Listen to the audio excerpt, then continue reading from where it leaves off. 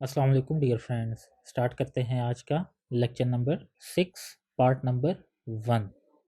तो जो lecture number 6 का पार्ट नंबर 1 है वो है SCO, शंघाई कोऑपरेशन ऑर्गेनाइजेशन। तो जी 2 से 3 वीडियोस जो हैं वो इसी से रिलेटेड होंगी। शंघाई कोऑपरेशन ऑर्गेनाइजेशन से रिलेटेड बहुत इम्पोर्टेंट टॉपिक है, अक्सर करंट अफेयर के पेपर में आ जाता है और आई थिंक के पाकिस्तान अफेयर्स में भी ये 2 दफ़ा रिपीट हो चुका है। अब इसके रिपीट होने की वजह क्या है उसको तो हम अपने इसी लेक्चर में डिस्कस करेंगे, क्योंकि रिपीट तभी हुआ है क्योंकि उसकी इम्पोर्टेंस जो है वो बहुत ज़्यादा है। तो आइए हम इसको डिस्कस करते हैं।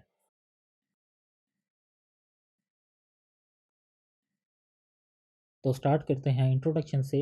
Regionalisation has emerged as a new form and process of interaction among the countries of world. Many countries are striving to enhance their system of cooperation with their neighbor to enhance their potential and to facilitate each other for solution of regional issues. SCO is an outstanding example of regionalization and hybrid and a new mixed model for interstate multifaceted cooperation.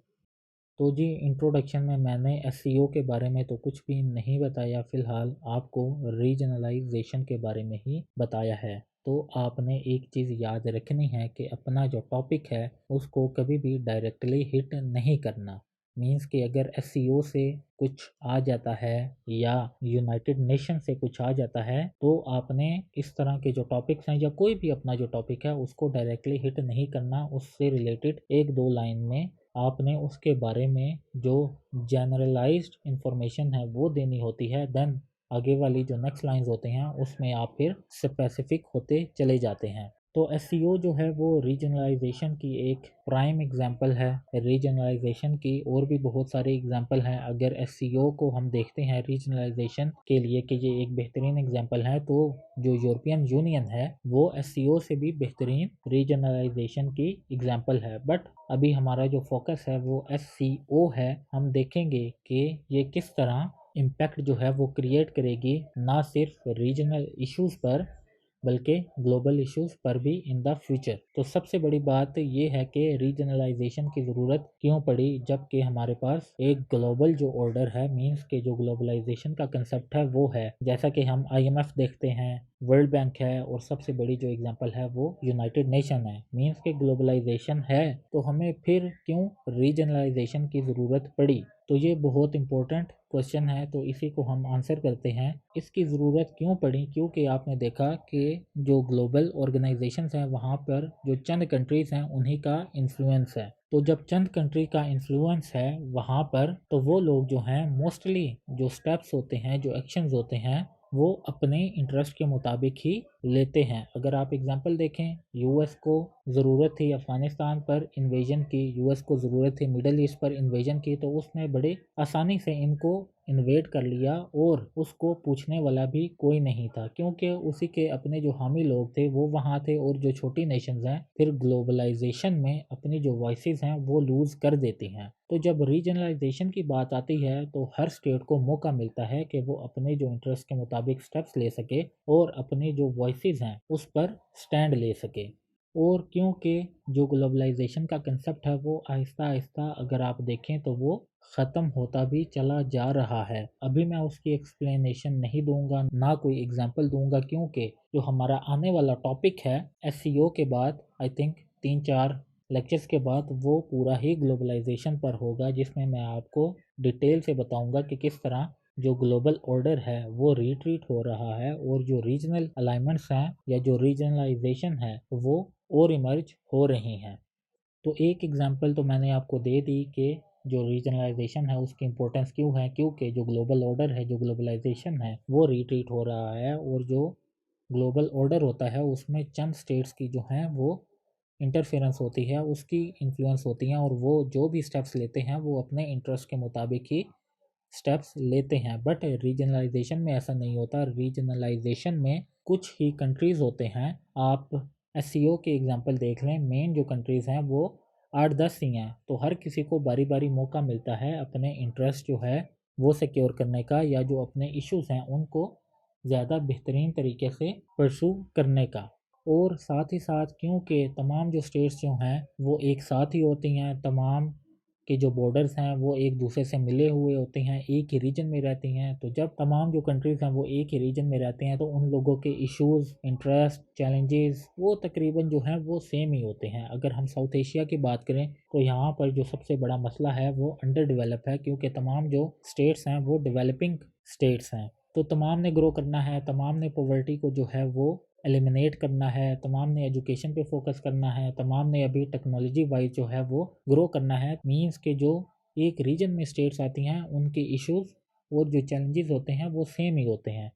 तो जब issues और challenges जो हैं वो same ही होते हैं तो फिर वो जब मिलकर कोई काम करते हैं तो वो उस काम को कंप्लीट कर सकते हैं। क्योंकि अभी जो रीजनलाइजेशन है उसका कंसेप्ट न्यू है, तो इस वजह से हमें कोई बहुत ज़्यादा जो डेवलपमेंट है वो उस तरह देखने को नहीं मिलती जिस तरह हमें ग्लोबलाइजेशन में देखने को मिलती है। बट आने वाले चंद सालों में आप देखेंगे कि स्टेट्स जो हैं वो कितना इसको प्रमोट करेंगी साथ साथ, और जो एस है वो एक आउटस्टैंडिंग जो एग्जांपल है वो बनकर सामने आ सकती है। तो आइए अब थोड़ा सा हम नज़र डालते हैं एस पर। The Shanghai Cooperation Organization is a regional intergovernmental organization founded in Shanghai, China in 2001. The SCO's founding members were China, Kazakhstan, Kyrgyzstan, Russia, Tajikistan, and Uzbekistan. Since its establishment, the SCO has expanded its membership to include India and Pakistan in 2017. The organization aims to promote cooperation and enhance regional security and stability through political, economic, and cultural initiatives. The SCO has grown in significance in recent years, becoming a prominent player in regional and global affairs. तो जी SCO है वो founded हुई Shanghai में, China में 2001 में, but इसकी जो basis हैं वो हमें मिलती हैं 1995 या 1996 में। आप डेट्स जो हैं वो देख लीजिएगा, हो सकता है मैं लिखने में कुछ गलती कर दूँ क्योंकि मेरे माइंड में जितनी होती हैं जिस हिसाब से वो मैं लिखता हूँ मोस्टली जो है वो मैं चेक नहीं करता। तो आप जो हैं वो डेट्स लाजमी जो है वो चेक कर लिया करें, या और भी जो फैक्ट्स हैं उनको लाजमी चेक किया करें, हो सकता है मैं कुछ गलती भी कर दूं। तो जो एस है उसकी बेसिस जो है वो हमें 1995 या 1996 में मिलती हैं।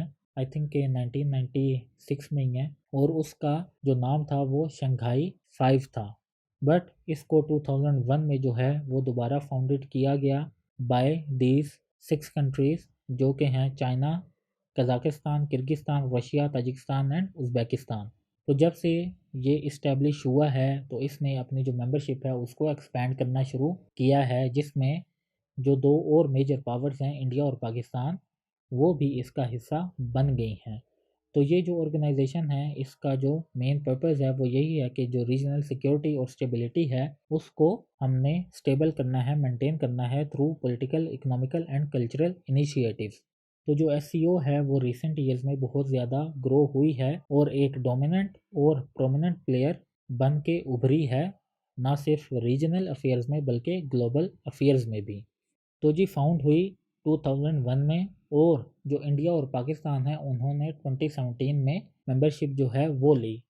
अब क्यों ये 2001 से 2017 तक इतनी ज़्यादा एक्सपैंड नहीं कर सकी, क्या वजह थी? हालांकि पाकिस्तान को या इंडिया को या कोई भी जो कंट्रीज़ हैं उनको जल्दी ही इसकी मेंबरशिप जो है वो ले लेनी चाहिए थी, क्योंकि तमाम जो कंट्रीज़ हैं वो एक साथ ही एक ही पेस में ग्रो कर रहे थे और तमाम को तकरीबन सेम ही चैलेंजेस का सामना था। तो मसला क्या था, क्यों इतनी जल्दी जो है वो मेंबरशिप इनको नहीं दी गई? तो मसला ये था, अगर आप देखें मेरे पॉइंट ऑफ व्यू में, वो यही है कि इस टन्योर में जो यूएस था वो अफगानिस्तान में था। तो यूएस ने जो है वो यहाँ पर किसी भी किस्म की पॉलिटिकल अलाइनमेंट जो है उसको अप्रिशिएट जो है वो नहीं करना था। अब चूँकि हमने देखा कि 2010 के बाद किस तरह जो यूएस है वो रिट्रीट होता चला गया अफ़गानिस्तान में, शिकस्त पे शिकस्त जो है वो खाता चला गया। तो जब तमाम कंट्रीज़ को लगा कि यूएस की जो प्रेजेंस है वो आहिस्ता आहिस्ता कम हो रही है, उसका जो इन्फ्लुएंस है वो बढ़ नहीं रहा, तो जो दोनों कंट्रीज़ हैं इंडिया और पाकिस्तान,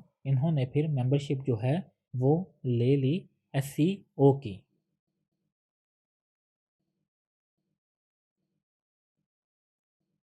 अगर हम ऑब्जेक्टिव्स की बात करें, the SCO was establish as a multilateral association to ensure security and maintain stability across the vast Eurasian region, join forces to counter react emerging challenges and threat and enhance trade as well as cultural and humanitarian cooperation.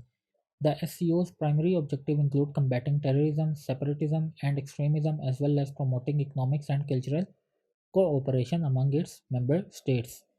तो जी जिस तरह तमाम जो organisations हैं उनके कुछ objectives होते हैं जो कि उन्होंने अचीव करने होते हैं या जिन पर उन्होंने काम करना होता है, तो इसी तरह जो एससीओ है उसके भी चंद ऑब्जेक्टिव्स हैं, जिसमें जो मेन ऑब्जेक्टिव है वो है टू कम्बैट टेररिज्म, क्योंकि इस रीजन का सबसे बड़ा मसला ही टेररिज्म है. हर कोई कंट्री जो है, या मोस्टली अगर आप देखें तो जो एससीओ का मेंबर स्टेट है उसको टेररिज्म से बहुत ज़्यादा ख़तरा है. आप पाकिस्तान देखें, इवन चाइना भी देखें, रशिया देखें, सेंट्रल एशियंस देखें, तो तमाम को ही टेररिज्म से ख़तरा है और तमाम को ही एक्सट्रीमिज़म से भी ख़तरा है. आप पाकिस्तान में एक्सट्रीमिज़म की मिसाल लें, जो हमारी एथनिक लाइंस हैं, जो हमारी रिलीजियस एक्सट्रीमिज़म है, वो किस तरह दिन ब दिन जो है वो बढ़ती चली जा रही हैं. यही हाल सेंट्रल एशियन रीजन का भी है, यही हाल चाइना में भी है और यही हाल रशिया में भी है.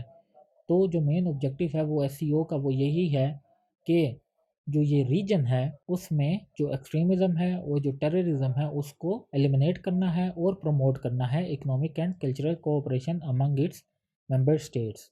तो इन तमाम ऑब्जेक्टिव्स को हम डिटेल से कवर करेंगे कि क्या इनमें डेवलपमेंट होती रही हैं, किस तरह इकोनॉमी को एलिवेट करने के लिए काम किया गया है और किस तरह टेररिज्म को एलिमिनेट करने के लिए काम किया जा रहा है.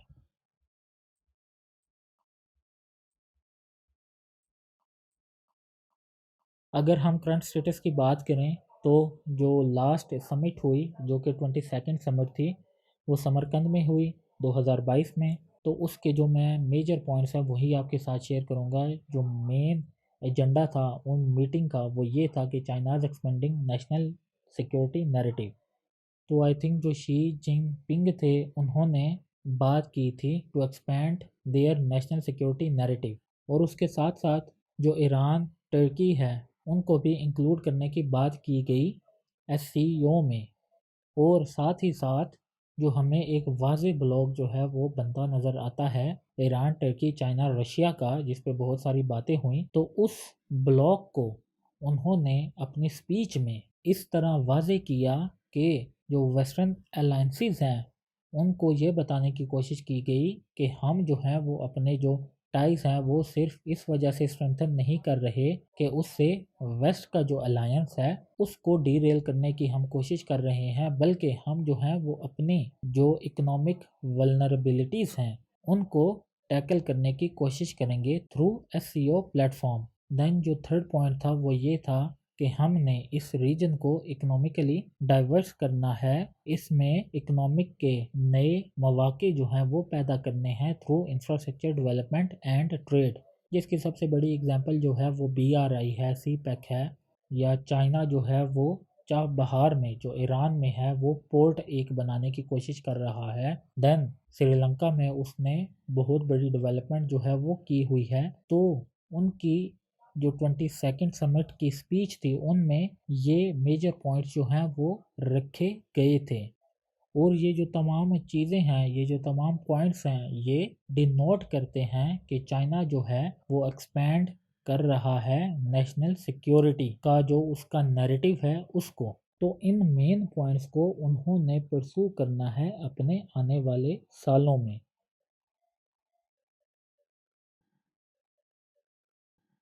तो उसके बाद हम देखते हैं commitments made in 22nd summit. At the summit, Beijing was clear in its support for advancing SCO expansion, signing off on Iran's admission for membership. तो सबसे जो मेजर पॉइंट है वो यही है जो कमिट किया गया SCO के प्लेटफॉर्म के थ्रू कि सबसे पहले हमने SCO को एक्सपेंड करना है, कि मतलब जितने भी कंट्रीज़ हैं वो इसकी मेंबरशिप लेना चाहें तो वो अप्लाई कर सकते हैं मेंबरशिप के लिए, सपोर्ट के लिए. तो हम जो है SCO की जो मेंबरशिप है उसको एक्सपेंड करेंगे. और साथ ही साथ जो ईरान की मेंबरशिप है उस पे बहुत ज़्यादा इतराज़ उठ रहे थे वेस्टर्न कंट्रीज़ की जानिब से, क्योंकि उस पर यूएस ने सैंक्शंस इंपोज की हुई हैं। बट इस बार शी जिनपिंग ने ये कमिट किया कि हमने इस बार ईरान को, जिस तरह पाकिस्तान और इंडिया को एक मेंबरशिप जो है वो अलॉट की है, इसी तरह हम इस साल ईरान को भी मेंबरशिप अलॉट करेंगे ताकि वो इस ऑर्गेनाइजेशन का परमानेंट मेंबर बन सके और वो अपने जो इश्यूज़ हैं, जो चैलेंजेस हैं, उनको यहाँ पर आके एड्रेस कर सके और उनका फिर जो सलूशन है वो निकाला जा सके। The second point is endorsing the view of Belarus membership application and adding Bahrain, the Maldives, the United Arab Emirates, Kuwait and Myanmar as dialogue partners। तो ईरान को मेंबरशिप ग्रांट करने के साथ साथ जो शी जिनपिंग थे या जो एससीओ थी उसने कमिटमेंट की कि हम बेलारूस की भी जो मेंबरशिप की एप्लीकेशन है उसको रिव्यू करेंगे और उसके साथ साथ बहरीन, मालदीव, यूएई, कुवैत और म्यांमार को हम डायलॉग पार्टनर जो हैं वो बनाएंगे। As expected, she called for expanding security cooperation on traditional threats such as combating terrorism, separatism, extremism, drug trafficking and transnational organized crimes। तो उसके साथ साथ ही जो मेजर ऑब्जेक्टिव्स होते हैं उन्हीं को ही परसू करने के लिए कमिटमेंट की गई कि हम जो हैं जो ट्रेडिशनल थ्रेट्स हैं such as terrorism, separatism, extremism, drug trafficking और जो ट्रांसनेशनल ऑर्गेनाइज क्राइम है जिस तरह ह्यूमन ट्रैफिकिंग होती है, तो इन तमाम को हम कम्बैट करेंगे और हम एक्सपेंड करेंगे सिक्योरिटी कोऑपरेशन को।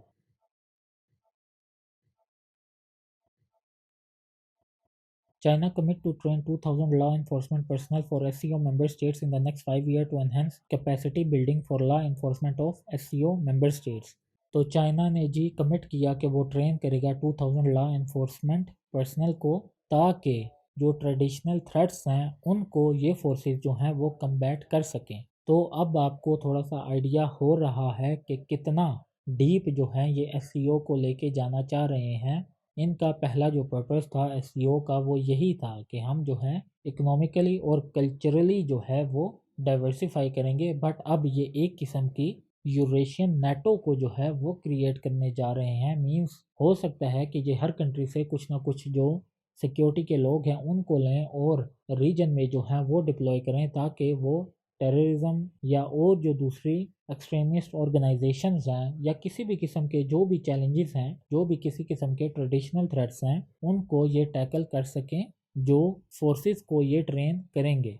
और हो सकता है कि इन्होंने अभी तो अगले 5 सालों में 2000 को ही रिक्रूट करना है, बट क्या पता अगले 10 सालों में ये 10,000 लोगों को रिक्रूट कर लें। तो आप इस चीज़ से अंदाज़ा लगाएं कि किस तरह जो है वो चाइना अपनी डोमिनेंसी जो है वो क्रिएट करने की कोशिश कर रहा है इस रीजन में। Reflecting Beijing's redefinition of what constitute a threat to national security, she called for collaboration around non-traditional risk issues such as food and energy security, outer space security, and maintaining the security, stability, and diversification of supply chains। तो इसमें जो Xi Jinping थे उन्होंने जो non traditional security threats हैं, हम तो देखें ना, जो ट्रेडिशनल थ्रेट्स होते हैं वो तो यही होते हैं कि कोई कंट्री जो है वो किसी दूसरे को इन्वेड ना कर ले, या जो नॉन स्टेट एक्टर्स होते हैं उनकी तरफ से की गई कुछ मिस एडवेंचरिज्म को हम सिक्योरिटी थ्रेट में लेके आते हैं। बट शी ने प्लेज किया कि वो नॉन ट्रेडिशनल रिस्क पर भी कोलैबोरेशन करेंगे स्टेट्स के साथ, और जो फूड और एनर्जी की इनसिक्योरिटी है इस रीजन में उसको भी टैकल करेंगे। आप देखें ना, पॉवर्टी जो है वो मोस्टली इसी रीजन में सबसे ज़्यादा पाई जाती है अफ्रीका के बाद, क्योंकि अगर देखा जाए तो हमारे ये वाले जो नेशंस हैं, साउथ एशियन नेशंस हैं, ये मोस्टली इन्वेस्ट करते हैं ट्रेडिशनल थ्रेट्स को एलिमिनेट करने के लिए। मींस के पाकिस्तान ने भी अपने जो नेशनल सिक्योरिटी के थ्रेट्स हैं उनको ही एलिमिनेट करने के लिए ज़्यादा वर्क किया है। तभी तो हमने अपने फॉरेन पॉलिसी के चैप्टर में पढ़ा कि किस तरह उसने जियो इकोनॉमिक की तरफ पैराडाइम शिफ्ट लिया है। तो शी भी इसी चीज़ की बात कर रहे हैं कि इस रीजन में जो नॉन ट्रेडिशनल रिस्क हैं such as food and energy insecurity से रिलेटेड, आउटर स्पेस सिक्योरिटी से रिलेटेड और जो सप्लाई चेन को ख़तरा है, तो इन चीज़ों को भी उन्होंने मेंड करने के लिए कमिटमेंट की है 22nd समिट में। The GSI pushes the indivisible security based on the idea that no country can strengthen its security at the expense of others. Expect more engagement in Afghanistan, Central Asia and energy security transition. तो इन्होंने एक बड़ी ज़बरदस्त जो है वो इस summit में जो है वो बात की है कि कोई भी कंट्री जो है अगर वो अपनी जो नेशनल सिक्योरिटी है वो तब तक उस तरह स्ट्रेंथन नहीं कर सकता जब तक जो उसका नेबर है वो उससे मुतमईन ना हो जाए। तो हम किसी भी कंट्री को उसकी जो सिक्योरिटी है उसको स्ट्रेंथन नहीं करने दे सकते at the expense of others. और साथ ही साथ उन्होंने इस चीज़ पर भी जोर दिया कि हमें अफगानिस्तान, सेंट्रल एशिया और एनर्जी सिक्योरिटी ट्रांजिशन पर भी काम करना है through the platform of SCO। तो ये तमाम डेवलपमेंट्स थी, ये तमाम कमिटमेंट्स थी, ये तमाम जो ऑब्जेक्टिव्स हैं, ये तमाम चीज़ें जो हैं वो एड्रेस की गई 22nd समिट में। तो अगर पेपर में क्वेश्चन आता है रिलेटेड टू SCO तो आपने मेजर चीज़ें जो हैं वो करंट स्टेटस से ही लिखनी होती हैं क्योंकि उनकी बहुत ज़्यादा इंपॉर्टेंस होती है। हिस्ट्री जो है वो हर कोई लिख लेगा, उसका बैकग्राउंड ऑब्जेक्टिव जो है वो हर कोई लिख लेगा, लेकिन जो करंट डेवलपमेंट्स हैं, जो करंट कमिटमेंट्स होती हैं वो बहुत ज़्यादा अहम होती हैं। अगर आप 4-5 भी लिख दें तो वो बहुत ज़्यादा आपके पेपर को एलिवेट करती हैं in the eyes of examiner.